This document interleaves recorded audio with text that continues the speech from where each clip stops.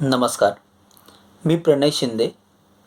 Video बनवण्याचं कारण म्हणजे आता तुम्हाला सर्वांना माहितीच आहे की या देशाचा शेतकरी दिल्लीच्या दरवाजे वाजवत आहेत, त्यांना न्याय मिळावा म्हणून. आता खूप लोक बोलतात की अरे काय गरज आहे, एवढं सुंदर बिल तर आहे. काही लोक बोलतात नाही नाही, सुंदर बिल नाही आहे, त्याच्यात कमी आहे. मी स्वतः शेतकरी समाजामधून येतो. तर एक शेतकरी म्हणून, एक देशाचा नागरिक म्हणून मला असं वाटतं, मला जे वाटलं मी ते तुमच्यासमोर मांडतो. बिल खूप सुंदर आहे. बिल इतकं सुंदर आहे की खरंच मी मनापासून बोलतो, बिल चांगलं आहे की शेतकऱ्यामधून मार्केटमधून जे दलाल आहेत ते निघून जातील. डायरेक्ट शेतकरी कंपनीशी डील करू शकतो. खूपच सुंदर. शेतकऱ्याला त्याचे चांगले दर मिळतील. अतिउत्तम. चांगलेच आहे, खरंच चांगलं आहे. परत शेतकरी कोणत्याही राज्यात जाऊन धान्य विकू शकतो, हे पण सुंदर आहे. हे कोणत्याही राज्यात जाऊन त्याचं जे पण धान्य काय पालेभाजी आहे जे पण आहे ते विकू शकतो. खूपच सुंदर आहे. पण ह्याच्यामध्ये लूप होल्स पण आहेत, ह्याच्यामध्ये पळवाटा पण आहेत. ते दुरुस्त करायची गरज आहे. आणि मला असं वाटतं की नवीन बिल आणण्यापेक्षा जे FMC मार्केटमध्ये लूप होल्स आहेत त्याला दुरुस्त करायची आधी गरज आहे. तुम्हाला नवीन बिल आणायची गरज नाही आहे. जे FMC मार्केटमध्ये जे लूप होल्स आहेत, जे पळवाट आहे, ज्यांनी शेतकऱ्याचं खच्चीकरण होत आहे, त्याच्यावरती लक्ष द्यायची जास्त गरज आहे, नाही की हा नवीन बिल आणायची गरज आहे. बिलमधला पहिला मुद्दा की शेतकरी डायरेक्ट कंपनीशी बोलू शकतो. आता तुम्ही आम्ही सामान्य माणसं सर्व लोन घेत असतील, सर्वांचेच लोन असतात. कोणाचं कोण ना बाईकचं घेईल, कोण कारचं घेईल, कोण घरासाठी घेईल, कोणी बिझनेससाठी घेईल. सर्व लोन घेत असतात. आणि आपल्या सर्वांना माहिती आहे की लोन घेतलं, ठीक आहे, सर्व लोन घेत असतात. आपल्याला माहिती आहे हे कॉर्पोरेट लोक कशी कामं करतात. आपल्यासारख्या शिकलेल्या लोकांना हे लोक गुंडाळतात त्यांच्या पेपरवर्कमध्ये. तर हा सामान्य न शिकलेला शेतकऱ्याला का नाही गुंडाळणार हे मला आधी सांगा. एक सामान्य शेतकऱ्याला का गुंडाळणार नाही? त्याला हे पेपर वाचता येतील का? त्याला जे करार आहे ते त्याला समजेल का? की त्याला समजून देतील का? नाही. दुसरा मुद्दा, मग हे करार झाल्यावर आणि शेतकऱ्यावरती अन्याय होत असेल तर शेतकरी कुठे जाणार? शेतकरी न्यायालयामध्ये जाऊ शकतो का? नाही. ह्या बिलमध्ये असे आहे, मी नाही बोलत, ह्या बिलमध्ये असं आहे की शेतकरी न्यायालयामध्ये नाही जाऊ शकत. एक बॉडी निवडलेली आहे, तिकडे जाणार आणि तिकडे तो त्याची अर्ज घेऊन जाणार की असं असं झालं आहे, त्याच्याबरोबर अन्याय झाला आहे. आता मला ह्याच्यावरती एक प्रश्न विचारायचा आहे मला. आता तुमचं किंवा माझ्यासारखं सामान्य माणसं, तुमच्यासारखं सामान्य माणसाचं आणि एका श्रीमंत माणसाचं वाद झाला आणि आपण अशाच कोणत्या तरी एक ऑफिसमध्ये गेलो, एक गव्हर्नमेंट बॉडी किंवा कोणत्याही ऑफिसमध्ये गेलो की आपल्याला न्याय मागायचा आहे. आपल्याला कोर्टात नाही जायचं आहे, पण तुम्ही गव्हर्नमेंट बॉडीमध्ये गेलात आणि तुम्ही सांगितलात की मला न्याय पाहिजे. तुम्ही सामान्य माणूस, समोरचा जो तुमचा ओपोनेंट आहे तो श्रीमंत माणूस. आत्ता मला हे सांगा की न्याय कुणाला मिळणार? हे माझं तुम्हाला प्रश्न आहे की न्याय कुणाला मिळणार?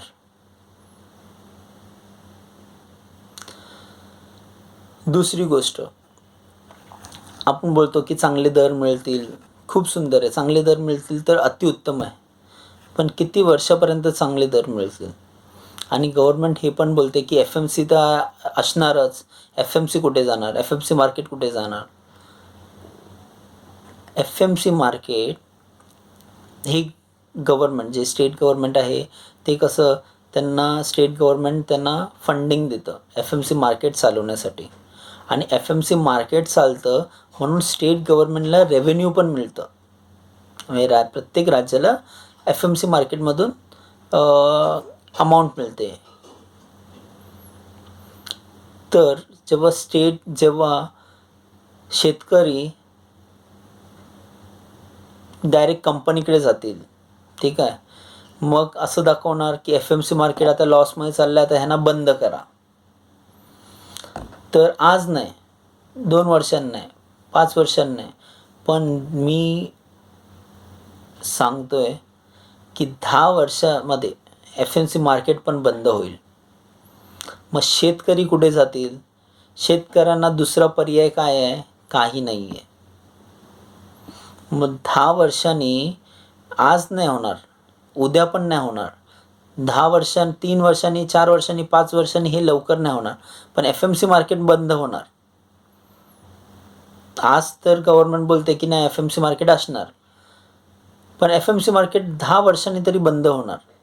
मग शेतकऱ्याला एकच पर्याय उरला आहे की तो जाऊन कंपनीमध्ये फक्त डील करू शकतो. दुसरं कुठे तो विकणार? दुसरं कुठे विकूच नाही शकत. तो कुठे विकणार? कंपनीजमध्ये विकणार. मग जे त्याला 1500चे आत्ता 2000 मिळायचे, त्या टायमाला मोनोपोली होईल. कारण शेतकरी दुसरीकडे एवढे माल विकू नाही शकत. मग ते काय करणार? जे 2000ला आज देत होते ते काही वर्षानंतर तुम्हाला 1300 जरी दिले ना, तरी तुम्हाला हा बोलता घ्यावा लागेल शेतकऱ्याला. ही झाली पहिली गोष्ट. दुसरी गोष्ट,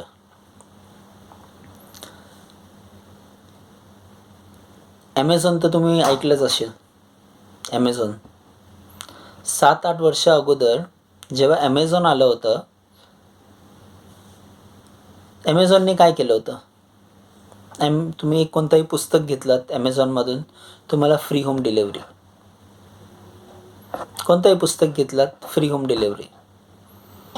त्याच्यानंतर ॲमेझॉनने काय केलं? पुस्तकावरती चार्जेस लावायला चालू केले. ₹50, ₹60 जे पण आहे डिलेवरी चार्जेस. त्याच्यानंतर काय केलं ॲमेझॉनने? ₹500ची खरेदी करणार तर तुम्हाला फ्री होम डिलेवरी. लोक ₹500ची खरेदी करायला लागले, त्यानंतर फ्री होम डिलेवरी. त्यानंतर काय केलं ॲमेझॉनने हे केलं की तुम्ही ॲमेझॉन प्राईम व्हिडिओ जर तुम्ही सबस्क्राईब कराल किंवा तुम्ही ॲमेझॉन प्राईम व्हिडिओ घ्याल तर तुम्हाला फ्री होम डिलेवरी. लोकांनी ॲमेझॉन प्राईम व्हिडिओ घेतला, फ्री होम डिलेवरी. आत्ता ॲमेझॉन परत तेच करतो आहे. काय करतो आहे? प्राईम व्हिडिओ घेतला, सर्व झालं, आता प्राईम व्हिडिओ पण चालतं आहे, ॲमेझॉन पण चालतं आहे. आता ॲमेझॉन काय करतं आहे? ॲमेझॉन आता हेच करतो आहे की तुम्ही ₹500ची वस्तू घ्या, ₹800ची वस्तू घ्या, तरच तुम्हाला फ्री होम डिलेवरी. ही झाली मोनोपोली. हे मी का सांगितलं? कारण पुढे फ्युचरमध्ये जेव्हा दुसरं एफ-एम-सी मार्केट नसेल, फक्त कॉर्पोरेट असेल, तर तुम्हाला झक मारून तुम्हाला माल कॉर्पोरेटलाच विकावा लागेल आणि ते सांगतील त्या दरावर विकावं लागेल. हे शेतकऱ्यांना माहीत आहे म्हणून ते तिकडे दार वाजवत आहेत.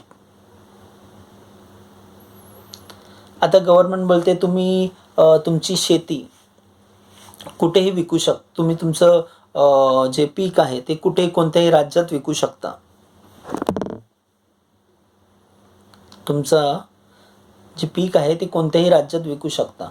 जेव्हा गव्हर्नमेंट बोलते की तुमचं पीक कोणत्याही राज्यात विकू शकता. तर मला हे सांगायचं आहे की 85% ह्या देशाचा शेतकरी मध्यमवर्गीय आहे आणि त्यांच्याकडे 85% जे शेतकरी आहेत त्यांच्याकडे 2 हेक्टर शेत आहेत. त्याच्यातच ते पिकवतात, त्याच्यातच ते जे पण आहे पीक घेतात आणि ते मार्केटला विकायला आणतात. बाकी उरले 15% ते त्यांचे मोठे मोठे शेत आहेत, ते त्यांचे स्वतःचे ट्रक आहेत, ते कुठेही जाऊन विकू शकतात. ते त्यांच्याकडे इतके पैसे पण आहेत की ते कंपनीशी बराबर लेवलने डील करू शकतात. पण हे जे 85% जे शेतकरी आहेत ते नाही करू शकत. ते एका राज्यात दुसऱ्या राज्यात त्यांचं जे धान्य आहे ते विकायला पण घेऊन नाही जाऊ शकत. कारण हे ट्रान्सपोर्टेशनचे जे पैसे लागतील आणि तिकडे जाऊन त्यांना दर मिळतील नाही मिळतील ही वेगळी गोष्ट आहे. जर नाही मिळालं तर काय करणार?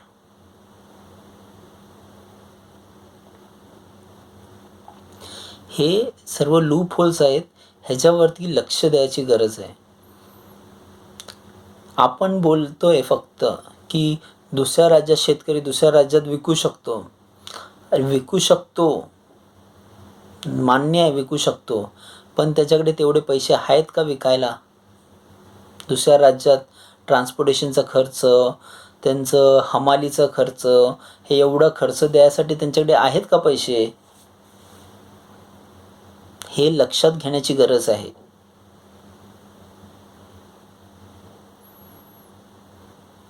हे लक्षात घेण्याची गरज आहे.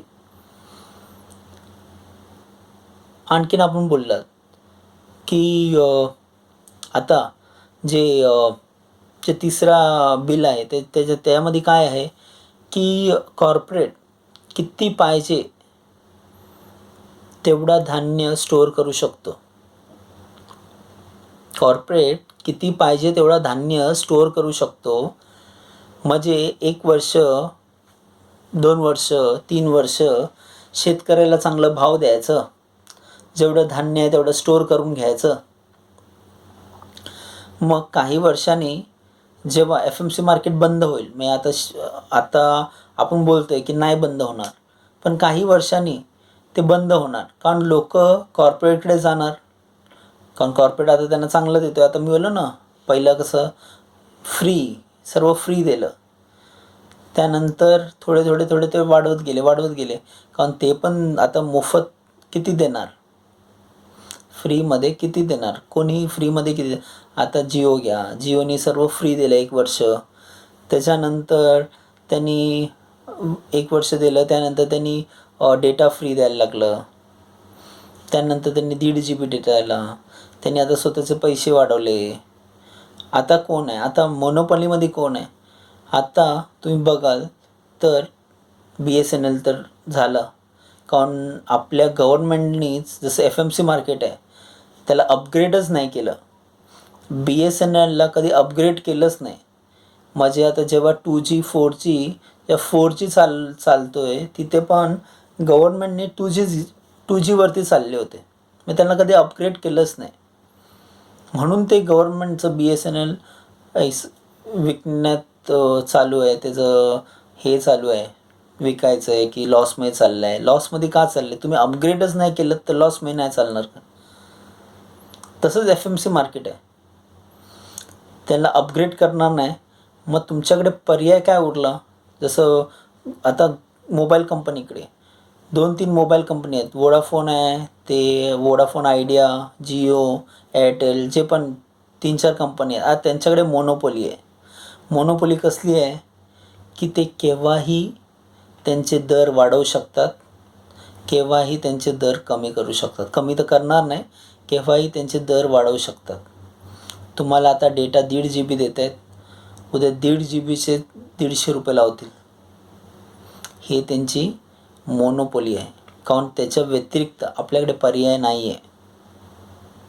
जे BSNL होता ते आता नाही आहे. लक्षात येतं आहे. हेच FMC मार्केट बरोबर पण होणार आहे की जेव्हा स्टेट गव्हर्नमेंट FMC मार्केट चालवायला पैसे देते आणि त्यातून ते रेव्हेन्यू पण त्याचे FMC मार्केटमधून ते रेव्हेन्यू स्टेट गव्हर्नमेंटला पण जातात आणि त्यांना फायदा म्हणजे स्टेट गव्हर्नमेंटला फायदा होतो. पण काही दिवसांनी आपण हे फ्री देत गेलं आणि नंतर FMC मार्केटच बंद करतील की लॉसमध्ये गेलं FMC मार्केट बंद करते. मग शेतकऱ्यांना कॉर्पोरेटशिवाय काही पर्याय उरणार नाही आणि कॉर्पोरेट जे दर देतील त्या दरावर त्यांना मान्य करावं लागेल. हे ह्या शेतकऱ्यांना माहीत आहे, म्हणून ते दिल्लीचे दरवाजे वाजवत आहेत.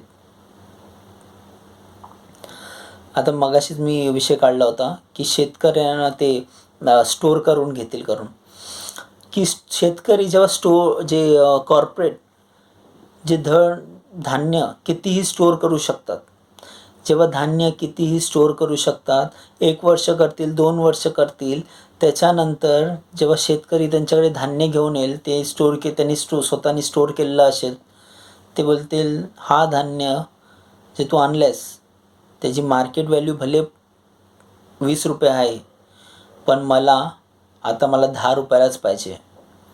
हे शेतकऱ्याला परवडणार नाही. ते बोलतील ठीक आहे, तुला परवडणार नाही, माझ्याकडे स्टोअर केलेलं आहे, ते मी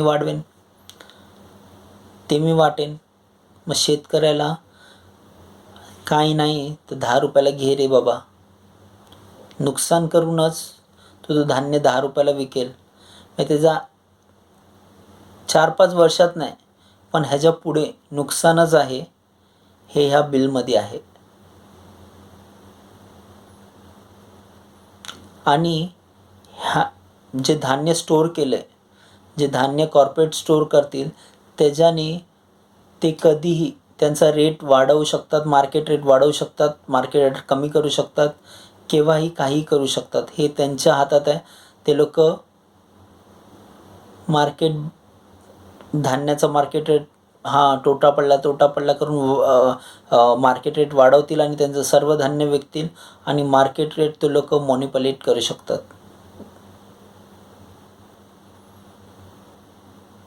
हे जे लूप होल्स आहेत आणि हे दुरुस्त करायची गरज आहे.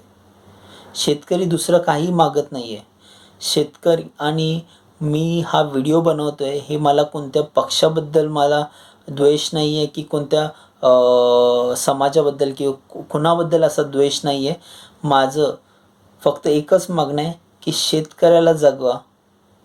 मग हे आत्तापर्यंत कोणत्याही पक्षाने शेतकऱ्याला इतकं लक्ष दिलं नाही आहे, शेतकऱ्यावरती इतकं मानधन कधीच कुणी दिलेलं नाही आहे. कारण तुम्ही स्वतः पाहिलं असाल, शेतकरी दरवर्षी मरतो, नाही, दर महिन्याला मरतो, नाही, दर दिवशी मरतो. देशातला शेतकऱ्यांचा मरण्याचा आकडा जर तुम्ही बघितलात, दिवसाला 2 शेतकरी मरतात. जरा शेतकरीचे आत्महत्येचा आकडा बघा, मग तुम्हाला कळेल. मग ते त्यांचं नंतर जीव घेण्यापेक्षा आताच जीव घेऊन टाका ना शेतकऱ्यांचं.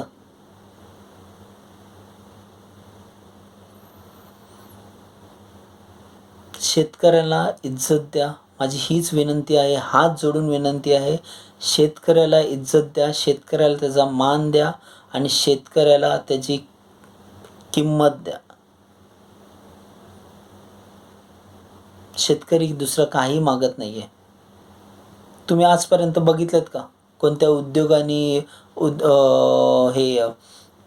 बिझनेसमॅननी आत्महत्या केली म्हणून? 1-2 सोडून, म्हणजे ते त्यांचं ते वेगळंच भानगड असेल ते सोडून, पण एखाद्या बिझनेसमॅनने आत्महत्या केली असं तुम्ही कुठे कधी वाचलंय का? रोज वाचता का? पण शेतकरी रोज मरतो. ह्याच्यावरती सर्व पक्षांनी, सर्वांनी आणि देशाच्या सर्व लोकांनी लक्ष द्यायची गरज आहे. ही काळाची गरज आहे. आजची गरज 3G 4G डेटा नाही आहे. आजची गरज शेतकरी आहे आणि तो वाचलाच पाहिजे आणि तो जगलाच पाहिजे. पहिलं नारा होता ना, जय जवान जय किसान. आजचा नारा काय आहे माहिती आहे तुम्हाला? जहाँ होगा किसान उसको मारेगा जवान. आज लोक ही नारा देत आहेत. तर माझी सर्व जे पण अधिकारी आहेत, जे पण कोणते पक्ष आहेत, विरोधी पक्ष आहेत, सर्वांनाच माझी हात जोडून विनंती आहे की शेतकऱ्याला न्याय मिळवून द्या. तोच देशाला पुढे नेणार आहे. तोच देशाची प्रगती करणार आहे. मला आणखीन काही बोलायचं नाही आहे. मला फक्त न्याय पाहिजे आणि शेतकरी समाजाला खरंच न्याय मिळाला पाहिजे. धन्यवाद.